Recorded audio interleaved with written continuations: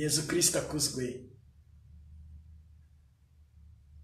Hamwe na Bikira Mariya umubyeyi wanjye n'uwawe muri Yesu Kristo, ndagushuhuje. Yesu Kristo akuzwe. Uyu munsi turahimbaza ukwigira umuntu kwa Jambo mu nda ya Bikira Mariya, cyangwa se Bikira Mariya abwirwa na Marayika Gaburiyeli mutagatifu ko azabyara umwana w'Imana azita Yesu. Ni umunsi mukuru rero ukomeye cyane, nubwo uyu munsi muri Kiliziya nta birori biri bukorwe ahenshi, nyamara ntawamenya ahari ubanza turi bubikora n'ukwemera kurushaho. Sinzi niba umwanya nk'uyu nari kuwubona iyo mba ndi mu mirimo nari nsanzwe nkora, ariko nyamara Roho Mutagatifu aduhaye aka kanya kugira ngo Bikira Mariya aduherekeze, aduhe guhura na Yesu no kumwakira uko yamwakiriye.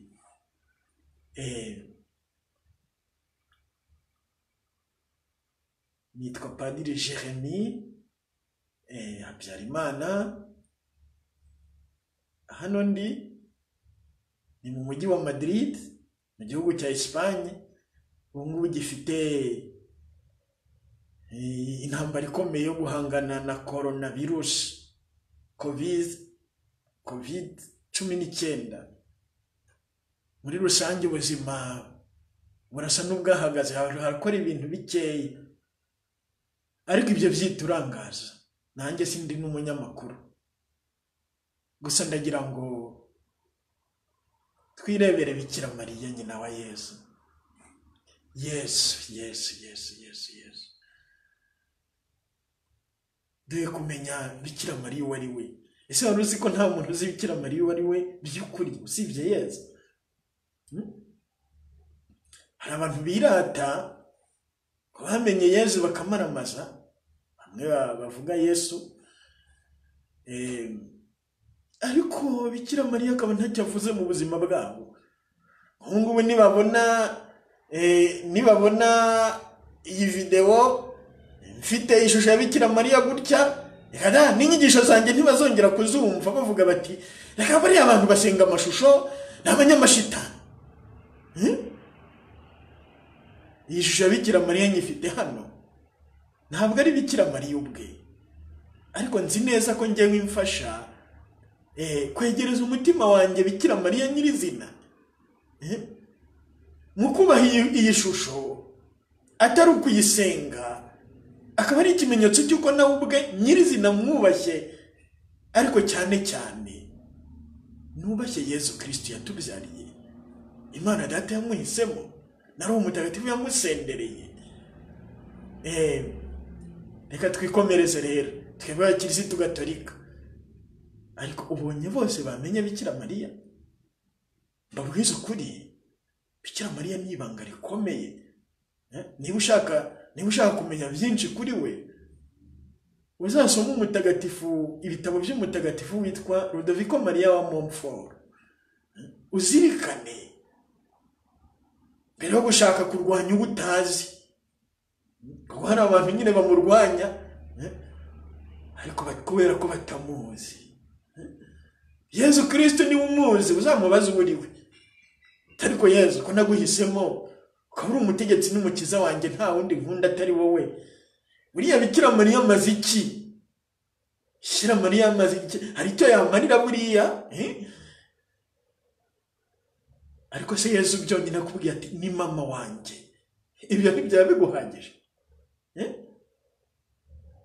Umubyeyi Bikira Mariya rero udufashe, udusabire Roho Mutagatifu atumanukireho kano kanya, maze ibigiye kuvugwa muri iki kiganiro ntazi iminota kiri bumare, wowe ubwawe uyigene. Sinzi n'abari bucyumva bari bo cyangwa n'abazacyumva, ariko biba umwanya rwose wo gusenderezwa urukundo tugomba kukugirira mubyeyi Bikira Mariya, kugira ngo Yezu akuzwe muri twe, tube kuko abana ba Data uhoraho kandi dusendere Roho Mutagatifu. Reka rero bavandimwe duhamagare Roho Mutagatifu, Roho asendereye Bikira Mariya kuri wa munsi, maze Roho Mutagatifu aduhe ingabire yo kwiyambaza Bikira Mariya by'ukuri, kuko hari abantu benshi badafite iyo ngabire kandi bayibonye bakataza mu by'ubutagatifu, ariko mu by'ukuri batazigera barenga umutaro kubera ko batamenye nyina wa Jambo wari we. Ubu Yezu yeretse Yohani ku musaraba ati dore nyoko cyangwa se dore mama wawe, tubivuze mu magambo meza kurushaho y'iki gihe, dore umubyeyi wawe, ariko ibyo ngibyo biri muri rusange, dore mama wawe, uyu ni mama, arakubyaye kandi azakomeza kubyari, azakurera. Uyu munsi Yezu nawe aramuguha kandi aramukwereka. Reka rero kwirata ngo twebwe ngo Yezu turamuzi ngo duhita tujyayo, ariko si we ko atahise aza kuri twe, yamunyuzeho. Wowe urinde kugira ngo usuzugure nyina wa Yezu, urinde koko. Reka rero Roho Mutagatifu tumuhamagare mu izina rya Yezu, twisunze Bikira Mariya, maze twese aduhe iyo ngabire, cyane cyane aze yivugire atuganirize kano kanya, tuvuga kuri Bikira Mariya kuri uyu munsi mukuru mu izina rya Nyagasani Yezu.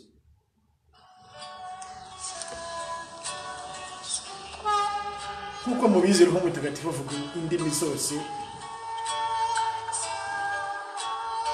abo ngabo baririmba ibyo baravuga Icyesipanyolo, ariko twe turaririmba mu Kinyarwanda, nubwo inanga yabo iduherekeza.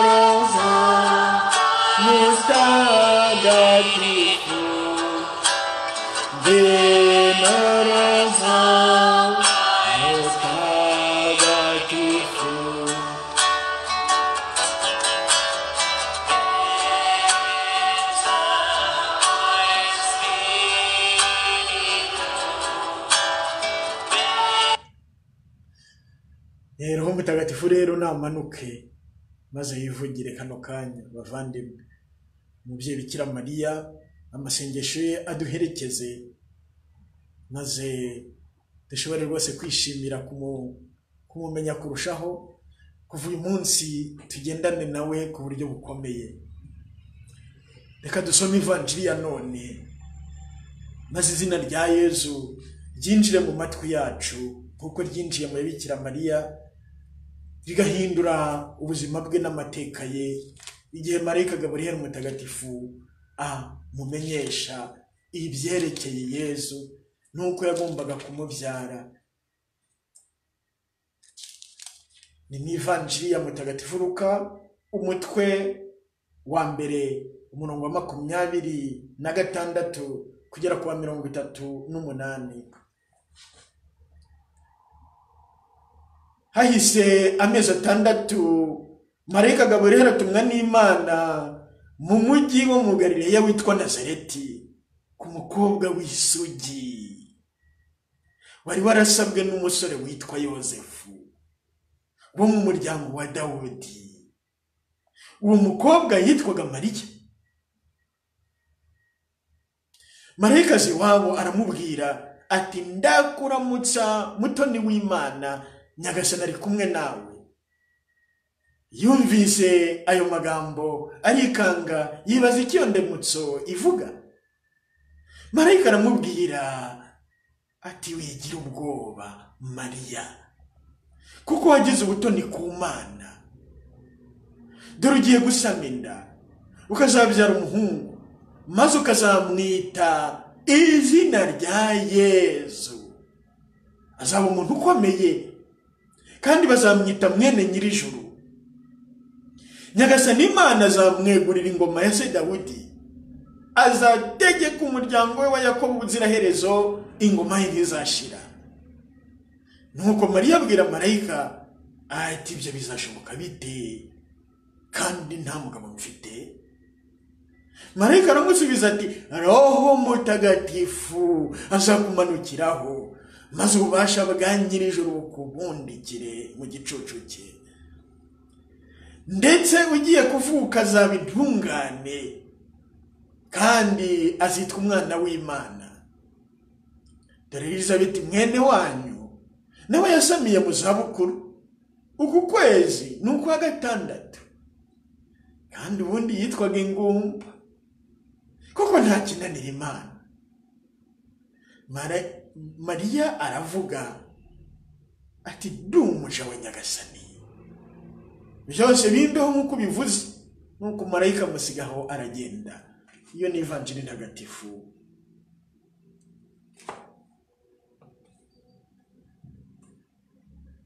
Yezu Kristo akozwe. Wumvise iki se? Ngera uyu munsi mu gusoma Ivanjiri hari amagambo cyangwa amazina yinjiye mu matwi yanjye, numva ko agomba gusohoka no ku rurimi rwanjye uyu munsi. Nyabwira abashobora kuyumva bose ubutumwa Mariya yumvise. Abavugwa ni bande? Ninde uvugwa mbere na mbere? Mbere na mbere havuga uwo babwira.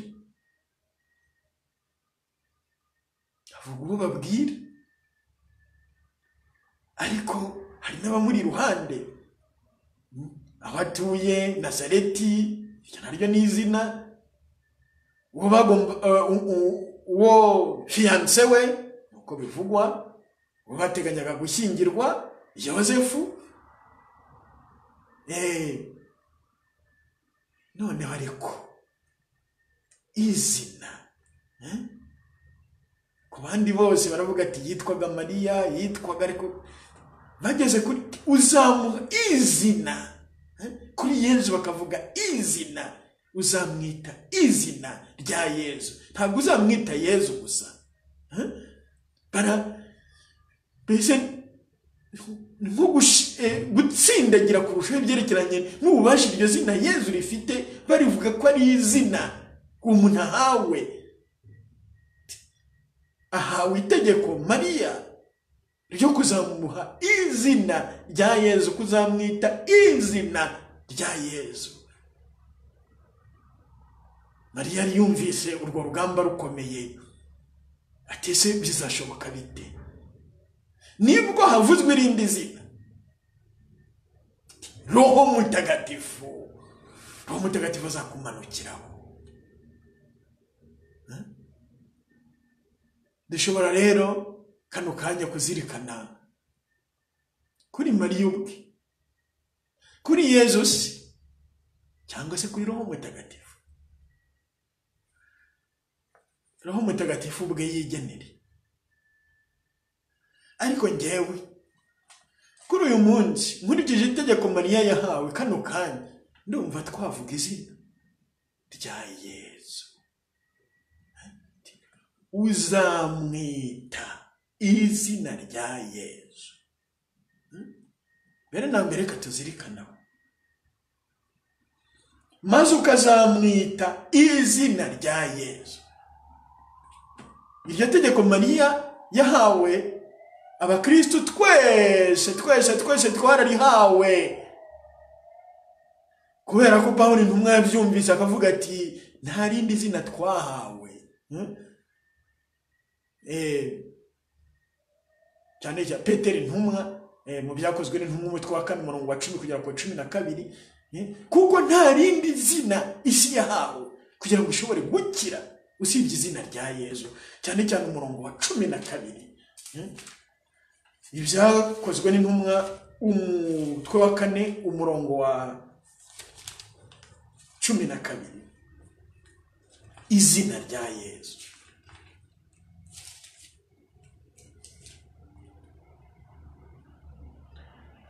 Bikaba rero nta wundi dukesha umukiro, nta wundi usibye we Yezu. Kuko ku isi nta rindi zina abantu bahawe ngo abe ariryo turongera mu burokorwe. Nta rindi zina, nta rindi zina, nta rindi zina usibye izina rya Yezu. Nta rindi twahawe. None rero muri ibi bihe abantu barimo bariyambaza irihe zina? Abantu barimo barahamagara nde? Muri iki gihe barimo bariyambaza nde?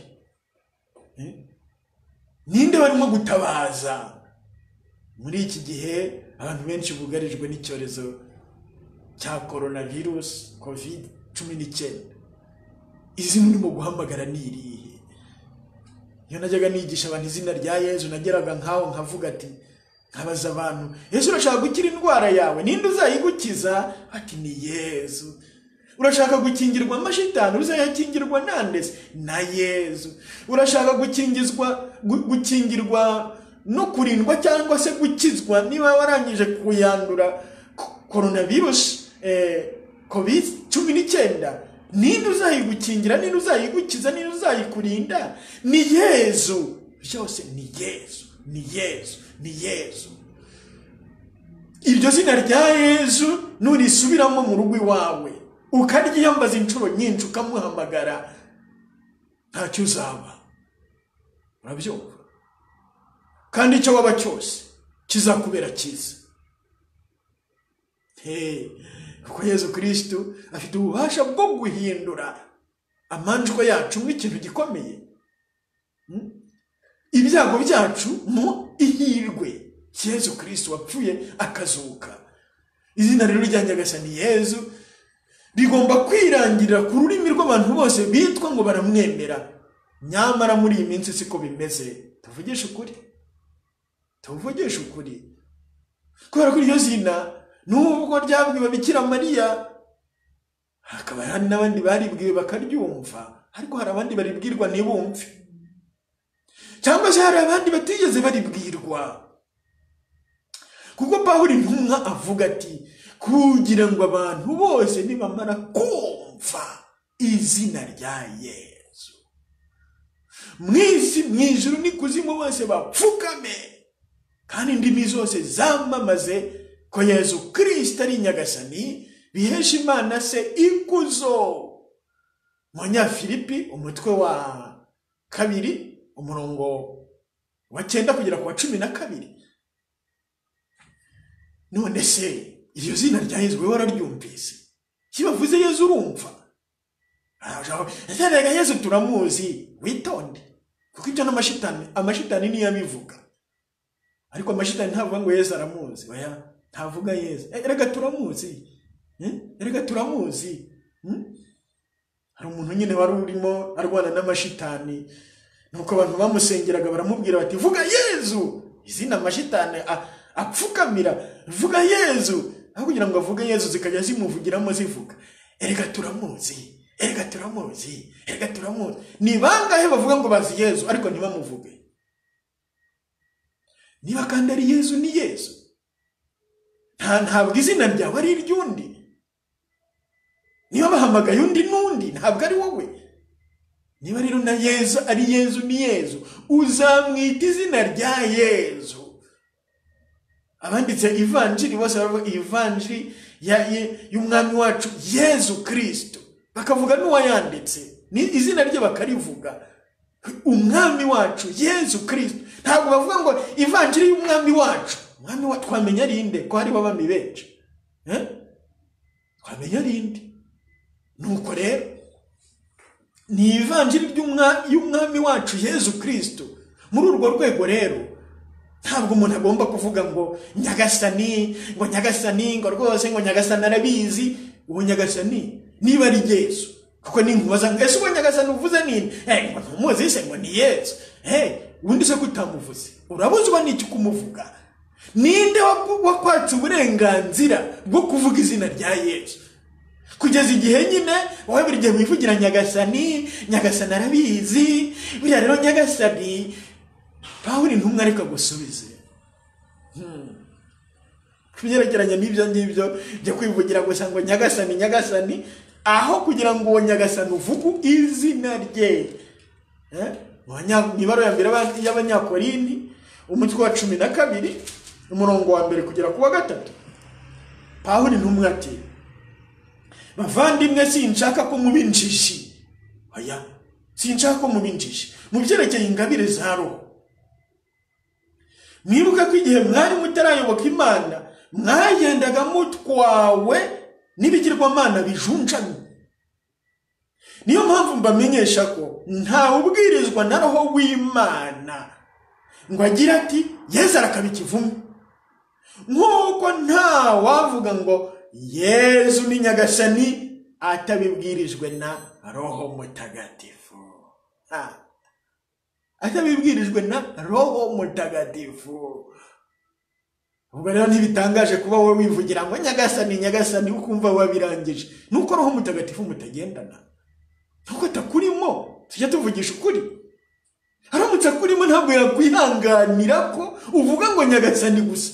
Uwo Nyagasani utavuze uwo ari we, iryo zina yarisohora byanze bikunze mu kanwa kawe, maze ukavuga uti Nyagasani Yesu, Nyagasani Yesu, Nyagasani Yesu, Nyagasani Yesu.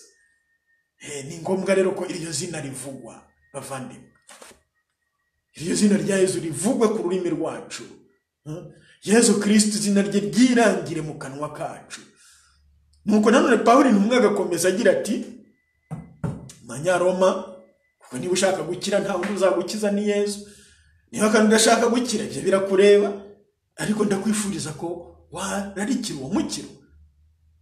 Niba unashaka gukira iyi ndwara cyangwa ibindi bibazo ufite uzabikizwa nande? Se ni Yesu nta wundi. Abapfumu bikubeye nabo batazi ko ejo bazaba bakiriho. Abandi bantu bose abo bigira ibihangange bo kuri iyi si bose ni ubusa imbere ya Yesu Kristo. Wenda ntibabizi, ariko Yesu Kristo azabafashe babimenye. Nkuko Pawulo intumwa ati, iyi mibiri yacu ya gitinde twese se ninde utarimo guhunga coronavirus COVID-19? Ninde se? Hari umuntu uzi wifite ububasha bwo kuyitsinda ngo nuko afite amamiliyoni, ngo nuko afite ububasha ubu n'ubu? Nta n'umwe. Urabyumva? Niyo mpamvu nyine izina rya Yesu twese ari ryo ridukingira.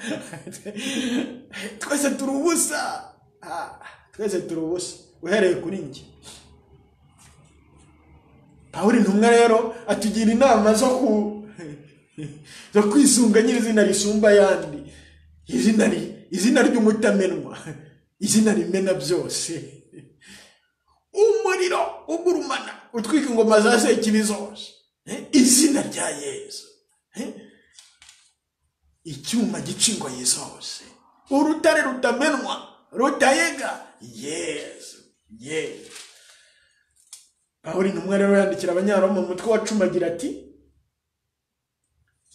ni umurongo wa 9 n'uwa 10. Kuko niba wamamarisha umunwa wawe atari uwundi, niba wamamarisha umunwa wawe ko Kristo ari nyagasani kandi ukemera mu mutima wawe ko Imana yamuzuye mu bapfuye, uzarokorwa. Urabyumva? Uzarokorwa. Nuko rero umuntu yemera n'umutima bikamuha ubutungane, yakwamamarisha umunwa bikamuha uburokorwe. Manyaro mu mutwe wa 10 umurongo wa 9 n'uwa 10. Urashaka kurokorwa indwara ya coronavirus COVID-19, iyambaze Yesu.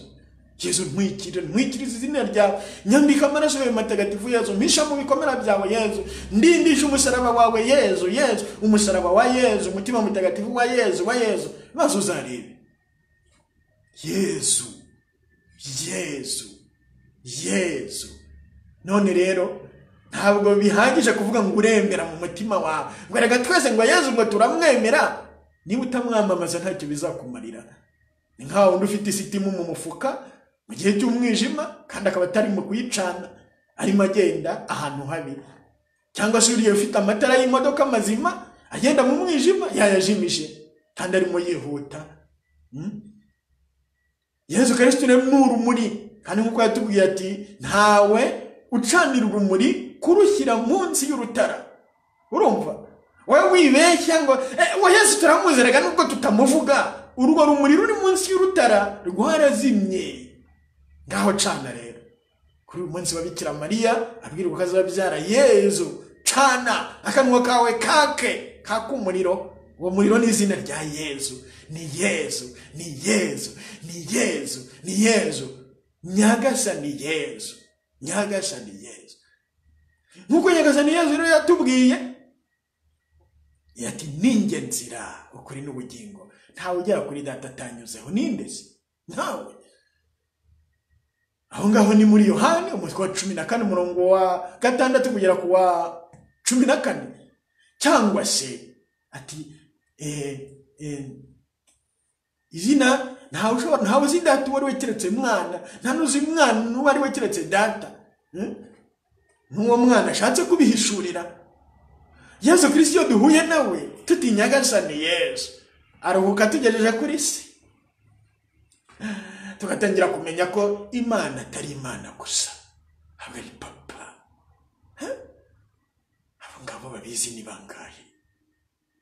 Yewe Imana izadufasha, ariko se ibyo Yesu yakwigishije byose wabishyize he? Naho wabijugunye he koko? Nimusenga mujye muvuga muti dawe, naho we igihe cyose ukavuga mana gusa, mana. Ntuzi no kumenya ko ibidasabwe byose mu izina rya Yesu bitamugeraho. Nibura ngo uvuge mana ku bwa Yesu Kristo umwami wacu, icyo gihe urasenga neza. Nubwo atari iyo nama nakugira, cyangwa gusenga uvuga uti dawe Mana ishobora byose ku bwa Yesu Kristo umwami wacu, icyo gihe Roho Mutagatifu yuzuye isengesho ryawe. Atari kugira ngo aritereho kashe urirangiza. Urimo kuvuga ngo kubwa Yesu Kristo umwami wacu kugira ngo abone guteraho kashe. Isengesho ryose rihinduza amakashe ya Roho Mutagatifu. Kugenda ukoresha amagambo Roho Mutagatifu akoresha, dawe, Mana, Data. Kuko Paulo abitubwira mu Banyaroma 14 Mwanyaroma 18 umurongo wa 14 kugera ku wa 17, cyangwa Abanyagalati 4 kugera ku 8, ati dawe. Uwo Mutagatifu avugira mu mitima yacu avuga ati dawe mubyeyi wacu, abadata, papi, papa, papari. Yesu Kristo rero aduha urukundo nk'urwase, atwigisha kubwira se, kuko twebwe abakristo ntabwo twemera Imana nk'iy'Abayisilamu bavuga ngo ntiyabyaye ntiyanabyawe. Imana yacu ni Data, kuko hari Mwana hakaba na Roho Mutagatifu bahuza. Twemera Imana Data na Mwana na Roho Mutagatifu, ariko ikaba Imana imwe nzima mu batatu. Buri wese rero tugira igihe cyo guhura nawe. Iyo duhuye rero na Yesu aruhuka gucometse na se, maze wasenga dawe uri mu ijuru ukumva arabwira so. Wakumva ko Yesu amuvuga ukumva nawe akanyamuneza karakuzuye. ubwo rero nyine wahuye na Yesu akavuga izina rye byanze bikunze arekeraho kuvuga ngo mana gusa iyo mana yita data cyangwa se akayita mwana cyangwa akayita roho mutagatifu ibindi yumve bitamunyuze ibyo ngibyo bimenye nugira amahirwe roho mutagatifu yakumurikiye nawe igihe kizagera wumve bigenze gutyo kuko iyo ningabire roho mutagatifu ni roho mutagatifu bitanga nta wundi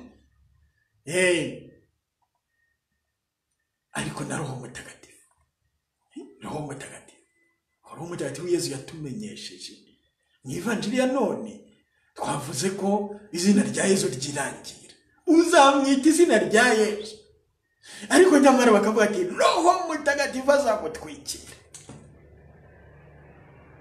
kubera ko ibyerekeranye na roho mutagatifu dufite gahunda yo kuzagenda tubivuga mu biganiro tuzagenda tugira na Yesu nabishaka buri cyumweru ku murongo roho mutagatifu azadukingurira uwo ari we wese simbitinzeho gusa hahirwa abazi kumwiyambaza bavuga bati ngwino roho mutagatifu akarushaho kubasindereza ibyishimo abantu bashobora kukwaka badashobora kukwaka cyangwa badashobora kuguha akaguha ingabire ze akaguha kurushaho kuvugana Yesu urukundo kurushaho gusenga data umubwira nk'umwana we nyirizina ntabwo ari ibintu ntabwo ari umuntu atoragura mu muhanda nta nubwo babyiga mu bitabo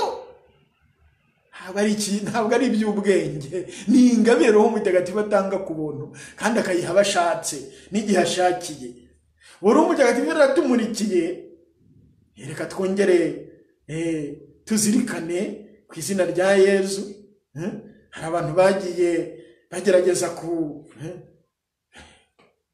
kwiyambaza iryo zina barihamagara nkuko natwe turihamagare rwose tumutagire muri ibi bihe bikomeye mbere na mbere duhindure wowe wasambanaga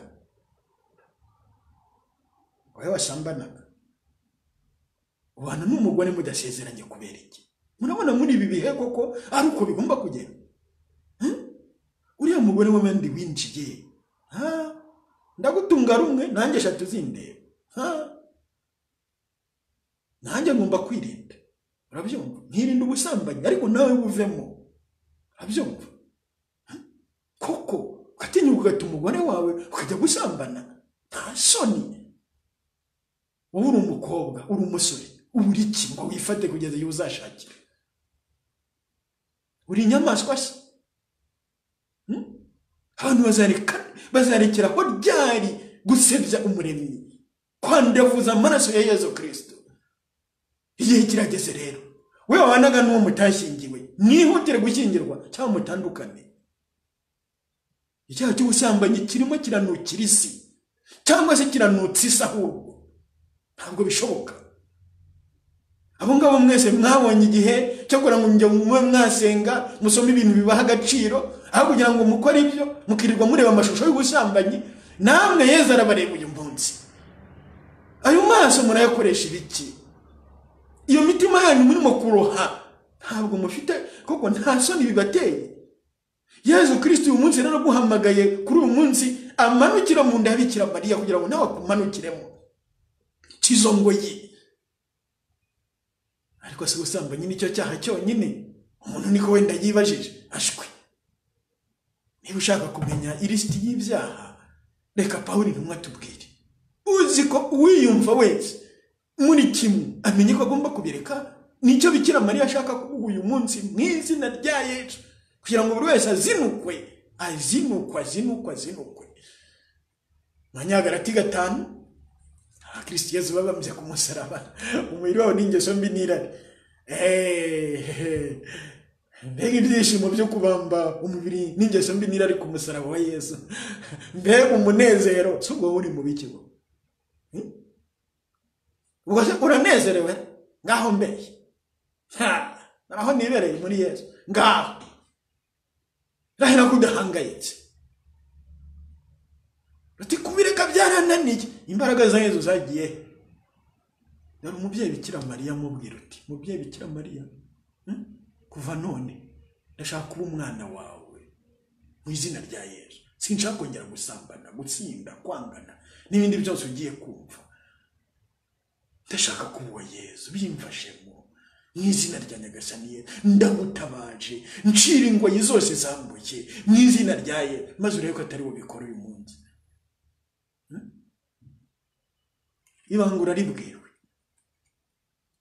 arariyumvira hatutazagenda ubeshya ngo hari umupadiri rero ngo icyaha cye cya mbere ngo ni ubusambanyi ibindi byaha ntibibaho. Ntukambeshyere niba icyo cyaha wari cyo kikubangamiye kireke, ariko reka kuvuga ngo nicyo mvuga gusa. Aya tuyatwumvikana abizi ko se ibigiranga mu buzima bwabo kubeshya biri mu bya mbere. Urimo urambeshyera rero, urimo urambeshyera aho kugira ngo uhinduke umenye Yesu Kristo kuri. Oya mupadiri avuga ubusambanyi gusa, ntuzi nuko nakubwiye Yesu. Ega gahinda umuntu nyine ashaka guhinduka nta buri byo yitwaza kugira ngo agume yikorera ibye, ariko igihe kizagera ubibazwe. Ntakazi kawe. Bikira Mariya rero uyu munsi arimo aragutakira apfukamye imbere ya Yesu ati mwana wanjye rwose wahinduriye ino muntu, umva ijwi rya Yesu hindura. Umva amagambo ya Pawulo intumwa aze kuva uyu munsi uzinukwe ibyo byaha byose mu izina rya Nyagasani Yesu. Bikira Mariya kubere mamari aberekeze muri urwo rugamba rwo gutsinda ibibi. Urabona koko ibi bihe turimo ari byo gusambana, ibihe turimo n'ibyo kwangana, ibihe turimo n'ibyo gusinda, n'ibyo kureba porno. Ntabwo bishoboka. Nyagasani Yesu Kristo arakurebana impuhwe, hinduka mu izina rya Nyagasani Yesu. Nuko Pawulo intumwa yera ati yuzwe Roho Mutagatifu adaca ibintu ku ruhande nkuko abantu bamwe bigisha bakata aho gukubita ikibimo cyicu mu izina rya Nyagasani Yesu. Mwebweho bavandimwe mwahamagariwe ubwigenge. Umva iryo somo wiyambaza Bikira Mariya, urabyumva?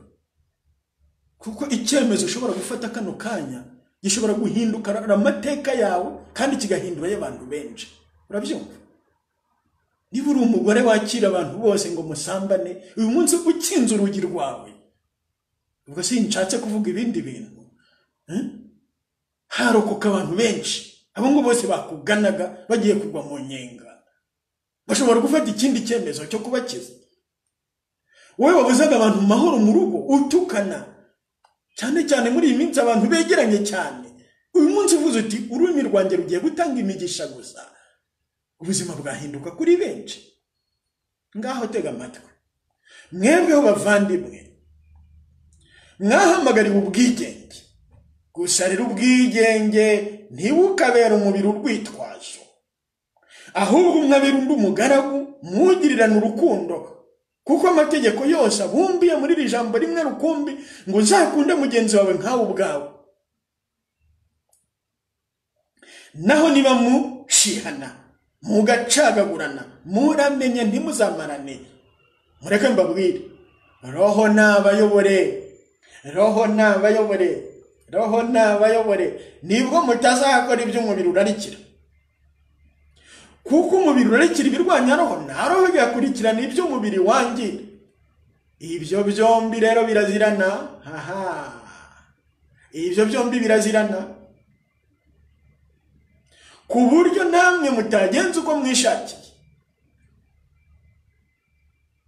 Ibikorwa by'umubiri birigaragaza: ubusambanyi, ubuhabara, ubwomanzi, gusenga ibigirwamana, kuroga, kwangana, gukurura intonganya, ishyari, uburakari, kwikuza, amazimwe, amakimbirane, inzika, ubusinzi, ubusambo n'ibindi nk'ibyo.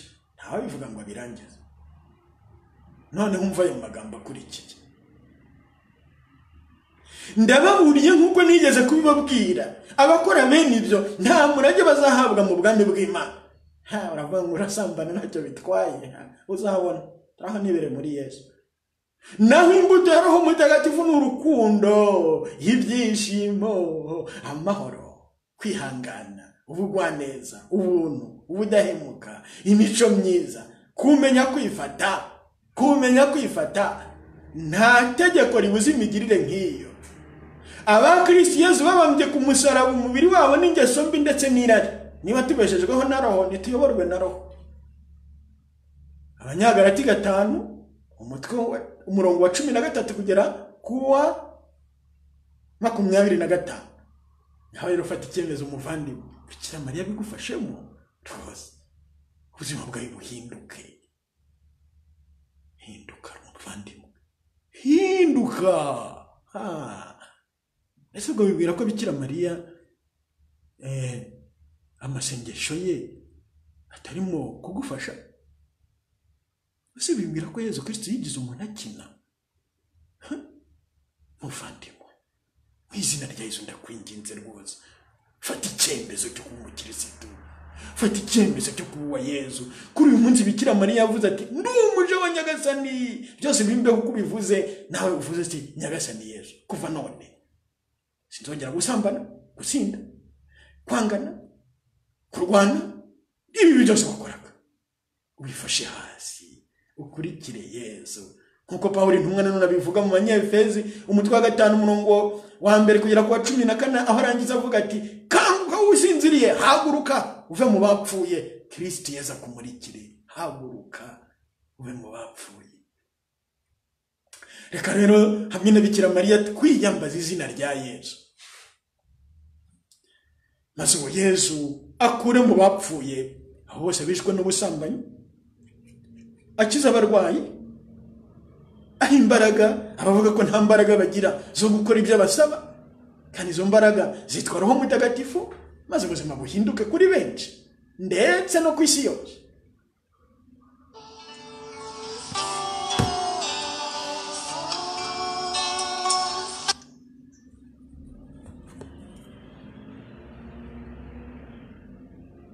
Yesu ni muzima, reka tumuhamagare.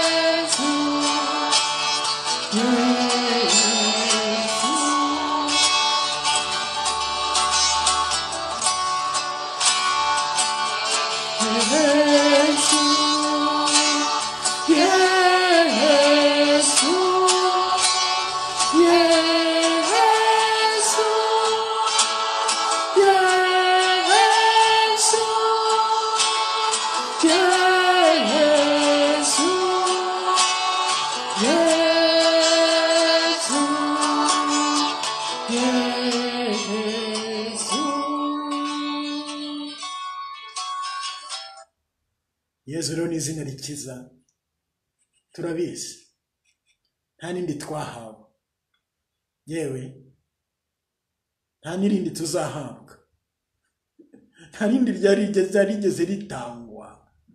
Ni Yezu, ni Yezu, ni Yezu.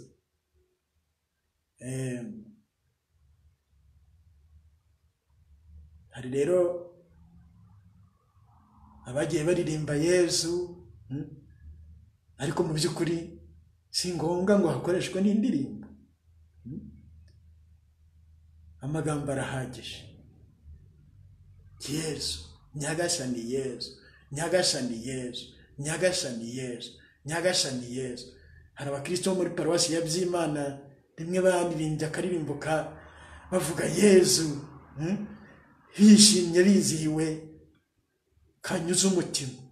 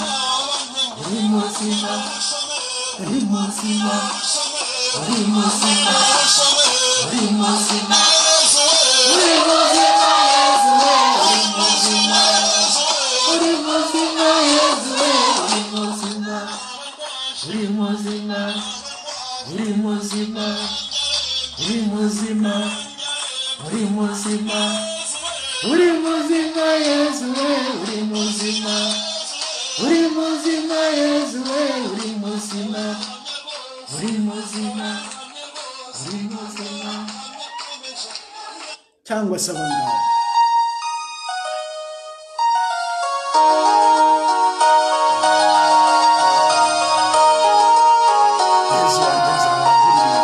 indirimbo zivuga Yezu tuzikunde, tunazana tuzamamaze, izina rya Yezu rivugwa riririmbwe. Yezu, Yezu, Yezu. Genda ushake muri YouTube indirimbo zivuga izina rya Yezu, aho arizo wirirwa wumva, hamwe na Bikira Mariya.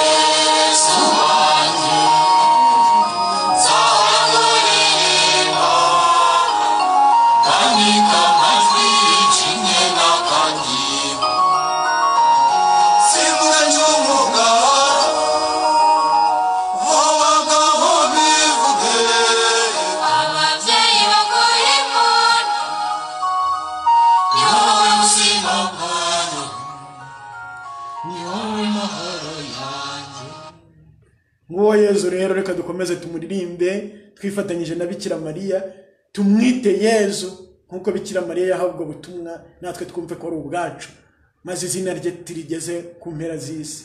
Yezu, Yezu, Yezu. Ndakuramutsa Mariya, wuje muhorana n'Imana, wahebuje abagore bose umugisha, na Yezu umwana wabyaye arasingizwa.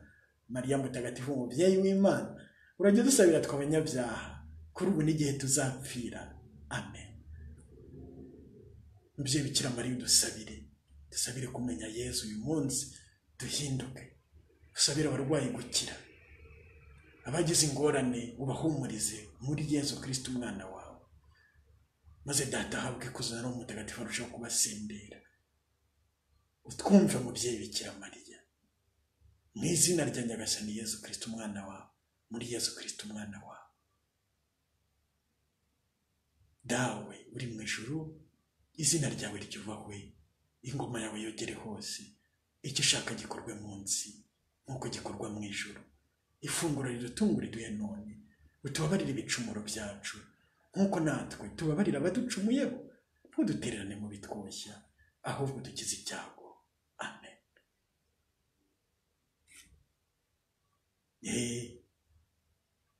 Aho rero twatangiriye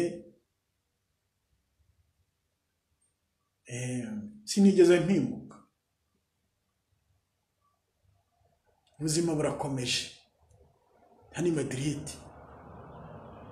Reka turangize dusabira uyu mujyi nawo uncumbikiye, kugira ngo indwara iwugarije amasengesho y'umubyeyi Bikira Mariya awukingire,